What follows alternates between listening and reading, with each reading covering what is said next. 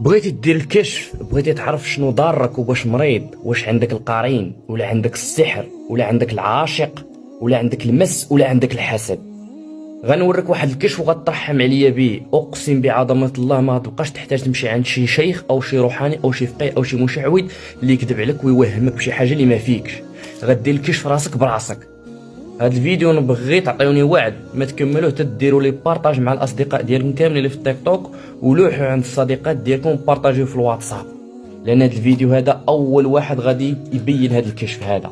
نبغي الا تفرجتي في الفيديو ديريه ورد عليا في التعليق شنو وقع لك، وانا غنرد عليك في التعاليق.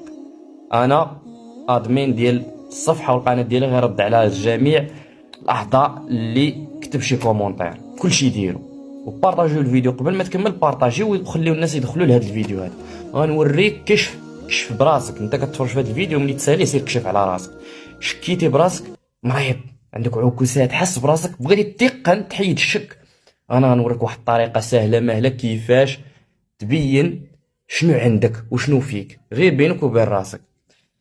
غادي تاخذ قلم فقط، قلم كيما يكون النوع ديالو، قلم هذا، وغتكتب في الكف ديالك اليمنى.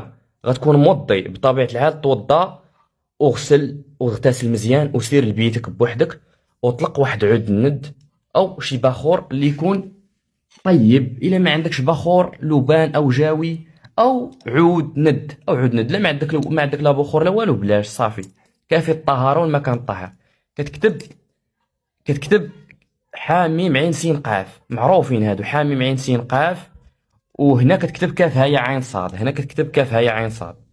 هادو ما تكتبهمش، هاد القرين والسحر والعاشق والمس ما تكتبهمش. تكتب حاميم عين سين قاف، وتجي هنا وتكتب كاف هاء عين صاد، تكتب كاف هاء عين صاد. وكدير هكا، الا كان بخور كتحط يدك فوق البخور بحال هكا، وكتقرا اللهم بسري بسم الله الرحمن الرحيم وبسر كاف هاء عين صاد وحميم عين سين قاف اريني سبب شكوتي، يا قوة الله حل عقدة ما ربطوا وشتت شمل أعداء بنا اختلطوا، الله أكبر سيف الله قاطعهم وكل ما قد عالوا بقوتك يا قوي هبطوا. سورة الفلق، قل أعوذ برب الفلق. كدير هكا وكتبقى تقرا. إلا تحرك ليك هذا أو دار بحال هكا، عرف راه عندك القارين هو اللي يدير لك المشاكل. سير سورة قاف ورقي راسك بها. إلا تحرك لك هذا السبابة راه عندك السحر. سير داوي راسك، سير شوف علاج للسحر، فكيه وبطليه.